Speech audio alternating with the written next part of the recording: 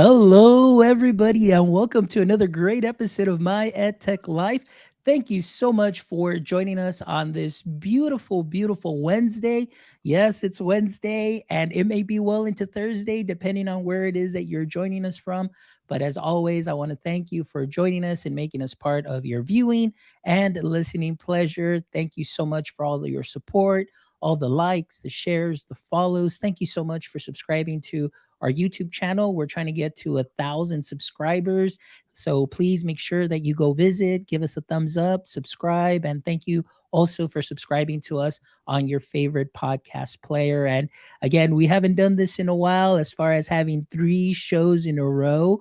But like I was telling our guest here today, sometimes when the stars line up, you definitely have to take advantage of it and you make it happen. So I'm really excited about my conversation this evening with our wonderful guest, Jeff Horwitz, who's joining us. And we're going to be talking about UDL and so much more. So I'm really excited to have Jeff here. Jeff, how are you doing this evening? I'm doing great. I'm excited to be here and talking to you live in person. Excellent. Well, I'm excited too. I remember my schedule was full. I know you reached out and I was like, yes, we definitely need to have this conversation, and especially since many of us have already started the school year or we are well into starting the school year. This is one of my favorite topics that I feel that many times gets either overlooked or we get training on it, but then it just stops at that admin level and then it never really rolls out to teachers. So I'm thankful that you are here and I'm thankful that you're going to share your knowledge and your experience in UDL. And so I'm really excited to get to know a little bit about you first as well. And I'm sure that our audience would love to make that connection with you also. So Jeff, before we get started in our conversation, can you please give us a little introduction and your context in education, please? Yeah, so been in education for 20 years, and first half was all in the classroom, kindergarten through third grade. And then the second half was leading a couple of elementary schools here in St. Louis. I'm in St. Louis, Missouri, and always been an ed tech guy. Always wanted to try the new thing that came out and figure out how to get it in the hands of my students and get it in the classroom. And that's never left me. Excellent. Well, that's something that's very important, as far as ed tech, but also knowing how to implement ed tech in a way to help support all our students. And like I mentioned, I know that you work very closely with Katie Novak as well. And, she is an amazing, amazing guest.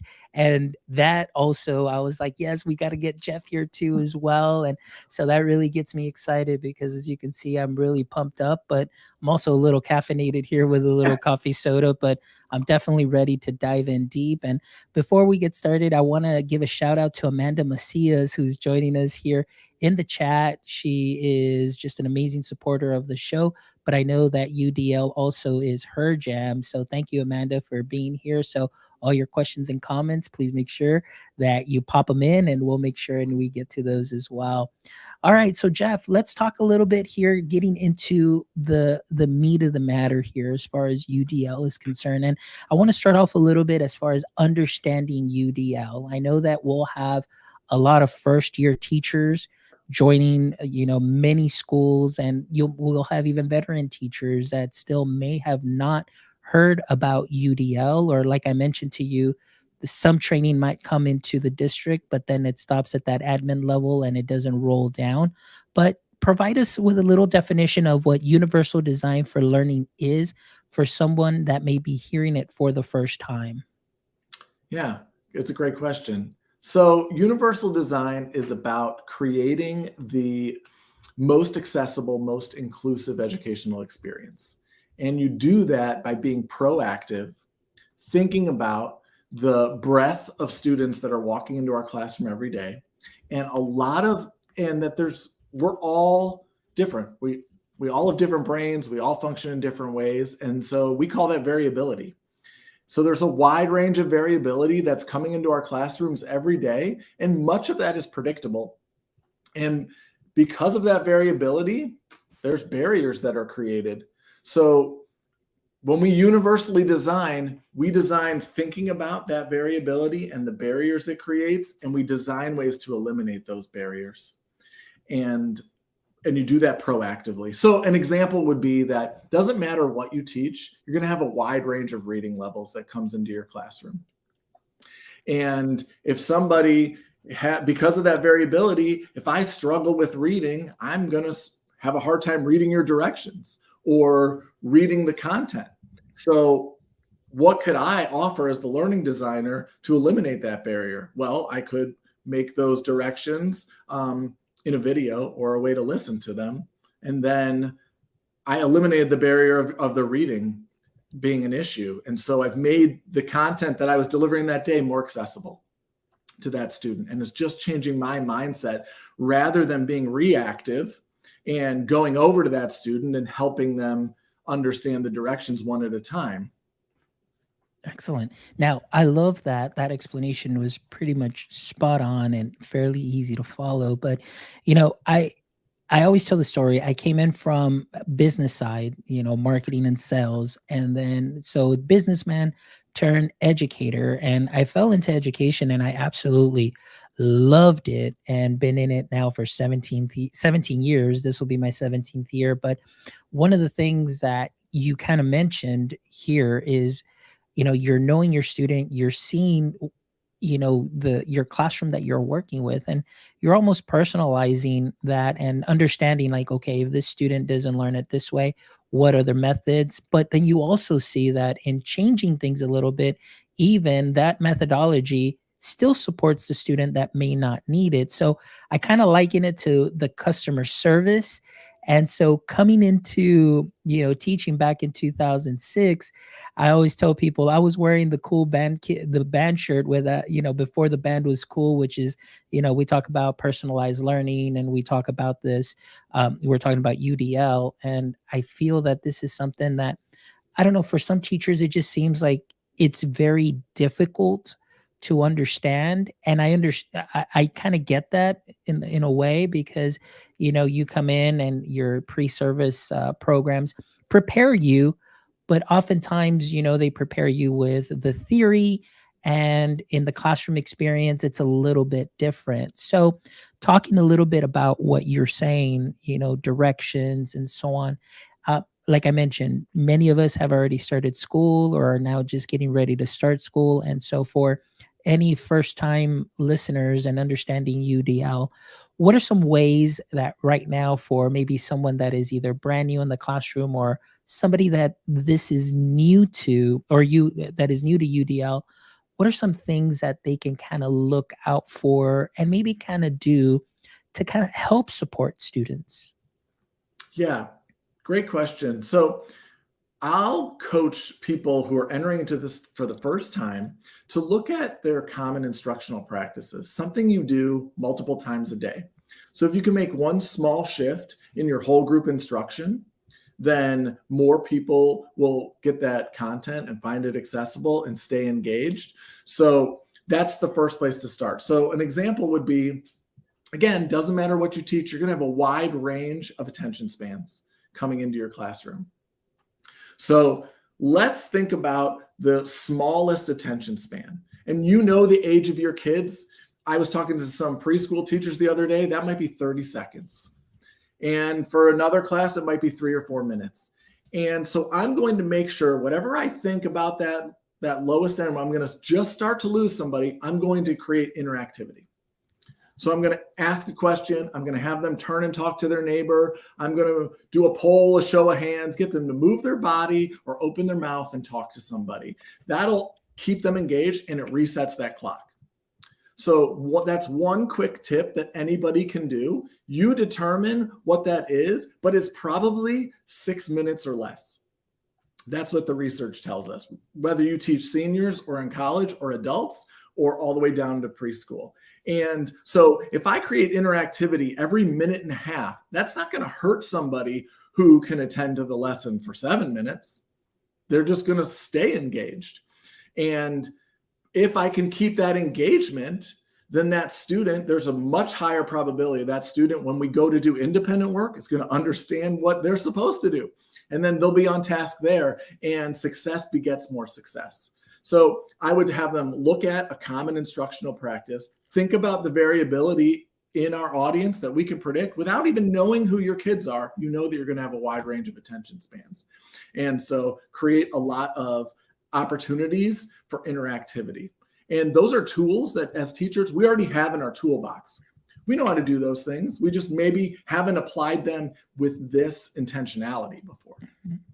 Yeah. And that's one thing that as you're speaking, that I was thinking about is the tools are there. The teachers have these activities, but it just seems like there's something in that mindset where that shift doesn't happen, where I feel that once a teacher sometimes may see who they're going to be getting in their classroom, it's like they just shut down. And instead of realizing, like, hey, you know what? It's in supporting this student, I'm actually helping support all the other students as well, because even though they may not need, like I mentioned earlier, maybe that specific support, but it could be that engagement hook, or it can definitely be a way that they've never seen how to solve a problem and things of that sort. And like you mentioned, you start seeing that success. So as far as that mind shift, Jeff, in the years that you help teachers out and working with educators, what are some ways that you kind of help them, and to see like, hey, this is just a quick little mind shift here, and everything's going to be fine, just so they don't shut down?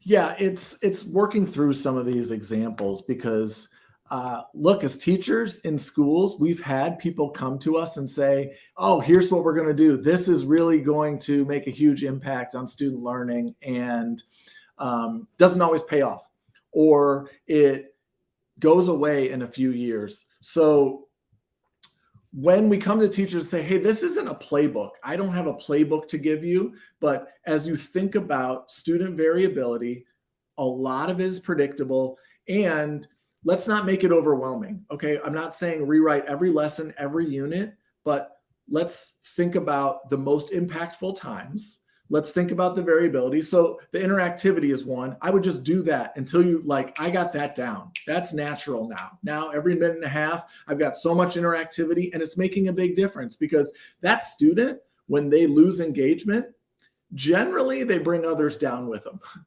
and especially the littler ones. So then you might say, okay, I've got that down. Now I want to think about some other things. All right, so what are some barriers? Why wouldn't a student participate in a conversation?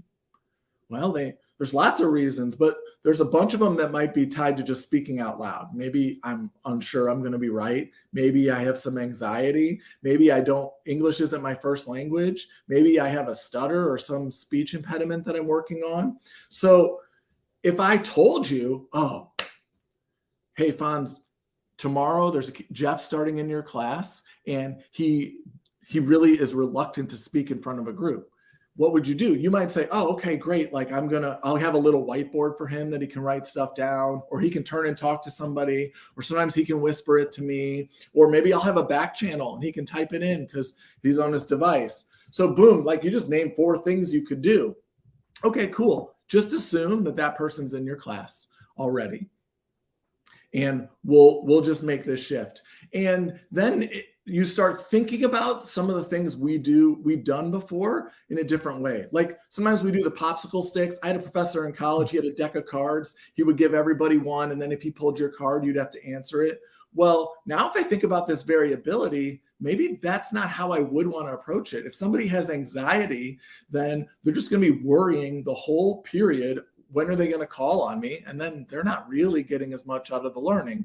So I'm going to rethink how I approach some things. So when we talk to teachers about it who might be reluctant, we want to give them the balance of, hey, you know how to do this, but you haven't quite applied the tools in this way all the time. And there's probably some places where you eliminate these barriers naturally just because of your particular gifts and skill sets. And there's some other places where maybe you need to examine. So this process is also fantastic for PLCs and collaboration, because your colleagues will have other gifts and they're like, oh, this is what I do. This is like how I do turn and talks, or this is how I do my whole group instruction. Oh, cool. Can I come watch that? Oh, great. I can adopt that really easily. And so we can make these small little shifts. I liken it to yoga. Like, you don't just start yoga and suddenly become incredibly flexible. You make small gains every single time. And by continuing to do it, then you gain that flexibility and strength. And so when we working with teachers for the first time, it's like, hey, just choose one thing that you're going to rethink based on variability. Oh, I love that. And we've got Bonnie who's joining us also from LinkedIn. So Bonnie says, yes, these are universal strategies. They will work for everyone. So for sure. And I love another comment she had here also as well. Move their body or open their mouth. I love this. So simple and effective. And I did a show last week, or actually, yeah, last week over the weekend, and we were talking about my observations when I go into classrooms. And many times it's everything is teacher centered. And as far as students are concerned, there's very little communication between them, little discourse, no time for discussion. And I understand that, a curriculum is written, you have to be at a certain point, by a certain date and so on. But I feel that the students are definitely missing out on so much, but the teachers also as well, because like you mentioned, that engagement piece. And I just wanted to share a story. Like you mentioned, I did have a student one year that was nonverbal for pretty much the whole year, but it was because they were self-conscious because they're an emergent bilingual student, they're brand new, and then the fact that they split her up with her twin sister. So the twin sister was in the other pod, she was in my pod. And so I was that teacher that had the Chromebooks every day. And so everything that we did for science and social studies, I said you have the options of creating either a slide deck, you can do a screencast, you can do a graphic, you can do, if you wanted to write an essay just explaining to me what you learned and so on. So I would have a rubric for them. So what I loved about Isabel, that is her name, is the fact that when she would submit her work, she spoke so loudly through her work, and she shared with me and she showed me really just how much of the content she knew, even though she didn't speak it. But then the fact was that now, because she has these elaborate slide decks that I never really showed her how to do it, I just showed her the basics. A lot of the other students were now coming to her and asking her for some help and how to learn how to do these. And so then all of a sudden, the rest of the class just, it was phenomenal. And what I love the most, Jeff, was that by the end of the year, she finally raised her hand and she said, I'm ready to go to the front and present. And her language, her English, her acquisition of vocabulary was so beautiful and so good. And I had to share that with our principals and then with our meetings, because now I had that digital artifact that showed where she started from and where she ended the year. And it was just something so beautiful. And like you mentioned, it pays dividends, and allowing the students to really express themselves in different ways through different modalities, but they're still giving you that content knowledge. So I absolutely love that. That's so important. So now, as far as that is concerned, when you're working with educators too, as well, what are some of the, I guess we'll go this way too.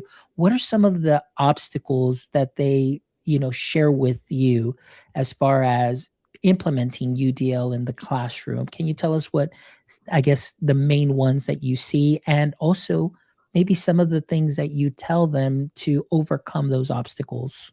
Yeah. First of all, amazing story. And it's happened because you believed that she was capable of doing the work. And that's the heart of UDL. If we believe everybody can do it, then we're just got to figure out how. And so you believed in her, where some people may have said like, oh, she can't do it, but you believed. The common obstacles are here. Either are people think they already do it because they offer choices, which it's only part of it, and it's not that, that's really simplifying it. But the most common obstacle I hear is either our district assessments or our standardized tests. They're not going to offer these sort of choices or accommodations, or not even accommodations, but options. So, they're not going to be able to talk their answers or draw a picture of what they know about this. They got to fill in the blank, and they have to do it this way. So that's one of the big ones. The other one is really making sure that we encourage the district leaders when we go and work with them to walk the walk, so that teachers feel it and experience it. It's really important when we do sessions that we give our attendees choices. So if it's over Zoom, hey, we have breakout rooms. You can hop in a breakout room and talk about this, or you can turn your camera off and reflect privately. And a lot of teachers say, wow, like I've never had this experience before. If you haven't felt it, you can't give it to your kids.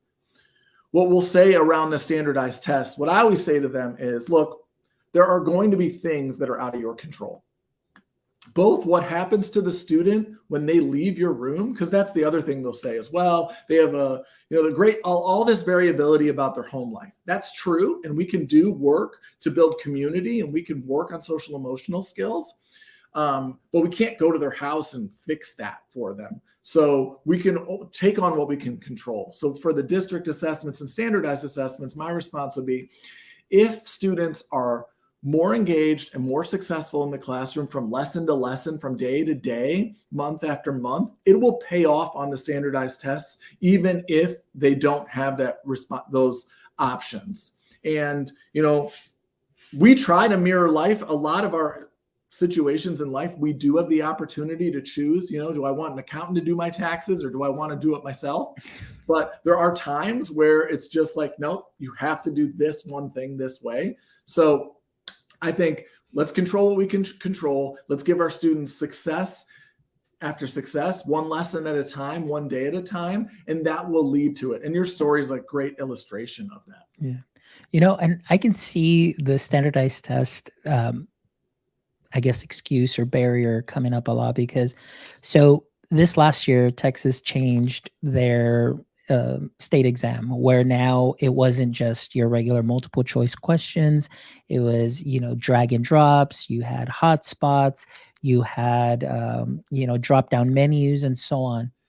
Well, there was such an uproar, within our district, like, oh my gosh, we need to find the perfect software. We need the students to do drop down menus, and they need to practice, the drop down menus. They need to practice the hotspots.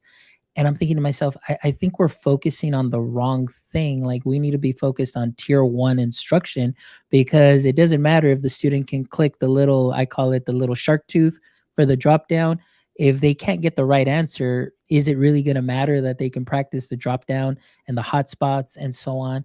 So what happened is, I work very closely with our math content specialist, and he's got 3 plays in his playbook. He's an ex-football coach, super bright when it comes to math. He's huge about MTSS, because he was that kid that was in the corner like, no, you can't do it. And that was him. So he goes in for the math and says, hey, we've got 3 moves. It's either left, right, or center. And it's really focusing on concrete, pictorial, and abstract, for using math manipulatives, working from kinder all the way up to high school. And he pushes math manipulatives. And oftentimes we get the I don't need them. They don't need them. The students don't need them. They need to be doing it by hand. They need to be doing standard algorithm and so on. And when he goes and models and he teaches the class, the students are like, oh my gosh, that's so much easier, because he doesn't do the standard algorithm. He uses the manipulatives. And that's for all levels, not just, the kids that really need the supports. He brings them out for everybody. And like we mentioned, just because everybody uses them doesn't mean that everybody's going to need them at the end, but they're a different tool, a different way to visualize the math, a different way to really get that concept. And that is what we see now. Now our district outscored the state and outscored the region, but it was because of that good practice and allowing the students to use the tools. And I think that's so important. So as far as your work, and going into the campuses, I want to ask you, even maybe here a curriculum question, maybe just in an overall, overarching way, what can schools do better as well to, you know, provide these supports or maybe this UDL within their curricula? Yeah. Well, one of the things I was thinking of when you were talking was you have to create a culture in your school and in your classrooms in where everyone getting what they need is what's expected. So some people are going to use the manipulative, some people are going to draw pictures, and some people are not. And there's no hierarchy of those things. If I'm out to dinner with somebody and they pull out their phone to figure out the tip, I'm not thinking, oh, but we, especially in like a middle school setting where we're so concerned what everyone's thinking about us, creating that culture where, hey, some people are going to listen to the article, some people are going to read it, and some people are going to have a hard copy, and some people are going to do digital. I think when it comes to curriculum and districts, having off-the-shelf curriculum can be really helpful in some ways for planning, but making sure that the teachers have the time and understanding to apply a UDL lens to it. So if we're just expecting our teachers to read from the teacher's guide and deliver it, then it's not going to be universally designed. So being able to look at the curriculum, take the essence of it, and we work a lot with teachers and making sure teachers understand what's my learning goal here? What is it I want my students to all know or be able to do? And then what are some barriers that may get in the way? Then the curriculum is going to be really useful. Hey, this lesson is about decimals to the hundredth. Okay, cool. Then I'm going to use 90% of this curriculum, but I'm going to apply it with what I know about best practices so that I can provide excellent tier 1 instruction. Excellent. All great points. And I love like the fact that you mentioned as far as the curriculum and putting in there, some examples. I know that for us, and I don't know if you work or have worked with schools that write their own curriculum. I know that we do, and it's not very often that I hear that, but I know that we try and add those additional supports in there and so on. But at the end, also, like you mentioned, we need to walk the walk, and it's also providing that teacher training and that teacher support. And that way the teacher, not only the student, but the teacher benefits. So I want to ask you as well on that side, on the teacher side, how does UDL not only benefit the student, but also benefit the teacher as far as enriching their classroom experience? Yeah, I think this is the other way in. So if you're a teacher and you're like, that sounds like more work, you're going to do it if you think the payoff is really good for kids, or there's some people like, it's really good for me. And I think it's for both. When we got into teaching, what we wanted to do is work one-on-one in small groups with kids and make this different. We didn't get into teaching to go run around, repeat the directions to 4 people, or go help 3 people stay on task, or those kind of things where then we're being reactive to provide. We're the flexible pathway. Like I will repeat the directions 3 times to them until they finally get going. So if we can design our lessons proactively, it will create, it's more time we might spend up front, but we're going to get that time back in the lesson. So if everyone's on task because they know what's expected of them and they can access the material so they can feel successful, then I can pull a small group. Then I can conference with somebody about their work. Then I can really listen to them present. So that's the payoff for them. And people hear that and they're really excited. And the other part of it is in UDL, we talk about developing expert learners. And the teachers that I know are like, oh, I want lifelong learners. I want people who are self-advocates. I want all these skills in my students that are really not our learning standards. They're just like what every parent wants for their kids. I want them when they leave my classroom to not need me anymore. And that's being an expert learner. And you kind of spoke about that with like the drop-down menus. An expert learner, if they know the content, they'll figure that part out. And we want them to have those skills to be able to do that. And when they're expert learners, then they do what the child you talked about did. It was like you opened the door to the slide deck and she took it to a whole nother level. And so we want to create these expert learners because we want to give our kids the tools and let them run with it. And that's what's really rewarding. So one, will free up time, and two, we'll reap these rewards in ways we probably couldn't have even imagined. Yeah. And, right there, everything that you said there really gets me excited because, like you said, that other way in. And I think that that was the way in for me, as, like I said, coming in non-traditional education route, or as teacher route, I should say, but coming in from business, I kind of had to learn and, understand pedagogy. But coming in with that marketing, that transferable skill, like you mentioned, I found that rewarding because I was like, okay, if I get to know my students, I can sell them algebra in the way that they need it. And then I would see them be successful. And that was rewarding for me. And I was like, oh, this is great. So kind of taking that angle, that when I got to elementary, when I was telling you, sharing the story there with Isabel, I think one of the things that I found out is by following, yeah, not knowing that this was UDL, but for me, just really doing the marketing skills and selling it to my students, I was like, it really freed up a lot of time for me to go in deeper to the lessons. And really, like you mentioned, I saw these students become those expert learners, and really in enhancing that learning experience, taking that experience along with them and being part of them, because later on I would get messages from teachers in the following grade levels saying, hey, they're submitting like something they did in fifth grade, and they have this report, and they've got this and they've got that, because they were able to just use that along the way and take those skills to those other grade levels. And for me, I was like, this is exciting that they're able to continue their learning, take what they created, and just move along from year to year. And I think that that was so important.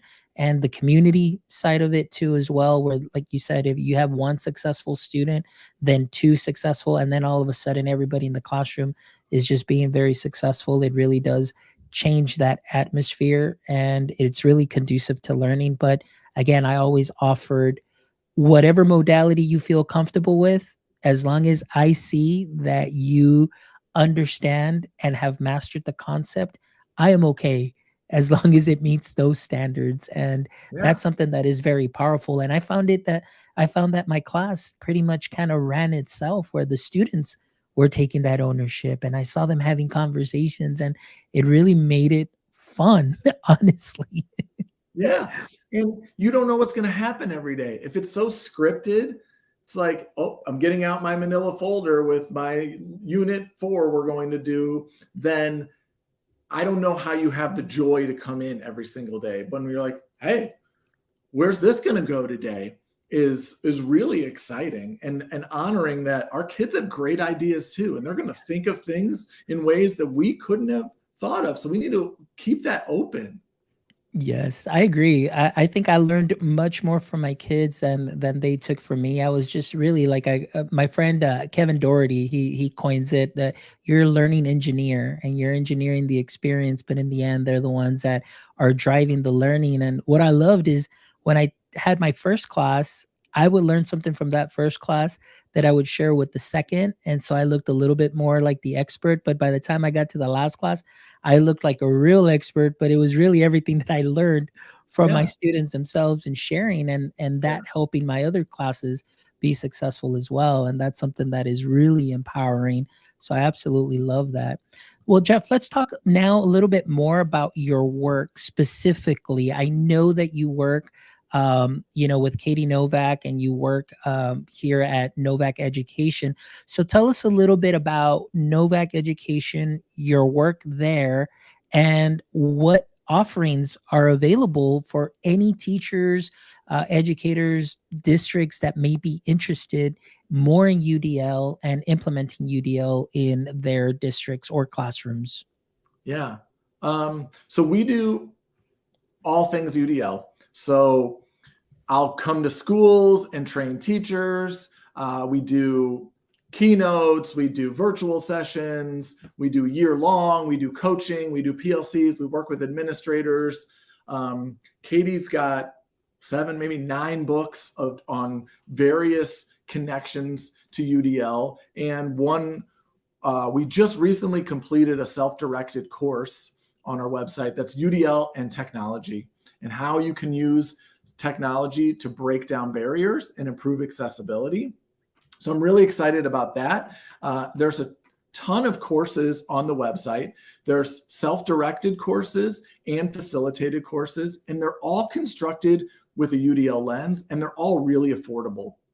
And so what I like about that, I've taken 3 of them, and to experience it as a learner, where you'll get to a part and they'll say, okay, here's some resource exploration. Here's 3 articles to read, 2 podcasts, and 3 videos. Choose 2 off this menu that you want to learn about. And what surprised me is that for myself, I went to the videos, or sometimes we'll put on like how long the video is, and I might be like, oh, I'll start with a 1.5-minute video. And before I knew it, I'm like, well, I want to know all this stuff. And I would devour them all. If it was traditional, it might just be 1 article or 2 articles, read them both, respond to it. Having the choices was just such an eye-opening experience. So all the courses are laid out that way. And the self-directed ones are great if you're like, my time ebbs and flows. And the facilitated ones, you have a live session periodically where you get to meet with some people and have some discussion. So we've got courses, and then we can come in live to your school. So for people who are like, I want to learn more about UDL, the courses are a great place to start because they're affordable, they're accessible, and the self-directed ones you can do anytime. And depending on your motivation, you could finish one in a weekend if you wanted to. Excellent. Well, let me go ahead and share the website here. I know I've been sharing the link, but this is the website right here. It's novaceducation.com. And of course, you've got your list here of professional development. And this is what Jeff was talking about, the online courses. And of course, you've got self-directed, instructor-led, graduate credits, and so on. So you can kind of go in here and find something to your liking. And of course, all the resources here as far as books and downloads that are offered. So please make sure that you stop by the website too and show them some love because they are doing some great things. And as you all know, Katie Novak was episode 99. Also, she was a guest here. So we had a great and phenomenal talk. And actually, I'm going to give you a little story about that. Katie Novak's episode and the clip, the soundbite that I took, that I shared that on TikTok over a weekend after that show. And in the span of 2 days, I had 1,000 followers. And I was like, this is amazing. That little clip blew up. And it is the #1 most listened to episode still to date, for My EdTech Life. So definitely a lot of knowledge there. And also, I don't doubt that this one is definitely going to get a lot of listens, Jeff, because today you shared some amazing practical aspects about UDL, not only what it does for the classroom setting, for the students, but also for the teachers. So thank you so much, Jeff. I really appreciate it. And I know that when you reached out to me, you also told me that you also put the classes together. Is that correct for Katie? I put the tech and UDL course together, and marriage of 2 passions, EdTech Life and UDL. And so to bring them both together was really fun. And it's full of accessible tools for things you use every day: Google Docs, Microsoft Word, Google Slides, just little tweaks you can do to increase accessibility and engagement with tools you use every day. Awesome. Wonderful. Well, thank you, Jeff. I really appreciate all of the shares today. But before we wrap up, Jeff, this is, one of my favorite parts of the show too, as well, where we kind of just lighten it up a little bit, after having a great conversation about UDL, and just to connect you a little bit more with our audience, and just getting, we have one thought provoking and, question, and which is this first one that I'm about to ask. And if you are familiar with Superman, we know that Superman's weakness was kryptonite. And so now I want to ask you, Jeff, in the current state of education, what would you say is your current edu kryptonite? Hmm. Outside of education, cookies are my kryptonite. If they're in the house, I know where they are. I know how many are left, and they're going down. In education, I think what the way I interpreted this, what makes me weak is educators who are get caught up in their own stuff and not thinking about the kids. So scared to make this change because they love being in control and not and putting up a ton of barriers when it's about the kids. Excellent. I love that. Great answer. All right, Jeff, question number 2 is, if you could have a billboard with anything on it, what would it be and why? Uh, I'll stick with the UDL answer that all students are capable of learning I love that. with capital all. I love that. All students are capable of learning. And I know that we talked about it, like you mentioned, it's just really believing in the student makes a huge difference, because oftentimes from year to year, teachers can be like, "Oh, I've got them now. Oh, Mhm. I've got them now." But you it's just that mindset shift of, maybe, yeah, maybe they weren't able to do it the year before, but now this year it's like, wow, like everything makes sense and they make those connections. But yes, you just see the potential in everybody. So I love that, with all capitalized. Love it. All right, Jeff, if you can turn a hobby, all right, outside of your current work, all right, so if you can turn a hobby or one of your favorite activities into a full-time profession, what would it be? I'm pretty obsessed with golf right now. So I would say that might be one of them. Yeah, would be to make some money playing on the golf course every day. That'd be great. I would love that. Just walking out on the course every single day, hitting balls, going to the driving range. Definitely that for sure. All right, Jeff. Well, thank you so much for your time today. Thank you so much for all your amazing shares. And I want to definitely thank all our wonderful audience who joined us live. We had Amanda Macias, Bonnie. Thank you so much for joining us. We had Scott Fleischer, Sherry Fleischer, and then we have also Terry who joined us. And so thank you so much for all your questions or your comments that you shared. It really means a lot to us here at the show, and obviously for our guests too, so we can engage in some wonderful conversation. So thank you so much. And for all our audience members that are watching us live, or maybe they didn't get to see us live, you can always check this episode out on replay. Go to our YouTube channel. Please make sure that you subscribe, guys. We're trying to get to 1,000 subscribers. Give us a thumbs up. Follow us, guys. We really appreciate it. But also, please don't forget to visit our website at myedtech.life, myedtech.life, where you can check out this amazing episode and the other 223 wonderful episodes with wonderful educators, creators, education practitioners, founders, and so on, that you can take some knowledge nuggets from and sprinkle them on to what you are already doing great. So thank you so much. And if you would love to contribute to our mission of connecting educators and creators one show at a time, please make sure you stop by your merch store, pick up yourself a cap, a sweater, some loungewear. Conference season for the fall is going to be starting up soon. We've got some really warm sweaters for you. We've got some nice hats for you to keep your head warm while you're at those conferences. And as you know, all of that goes back into our show so we can bring you some amazing episodes, amazing conversations, and some amazing learning. So thank you so much from the bottom of my heart. And my friends, don't forget, until next time, stay techie.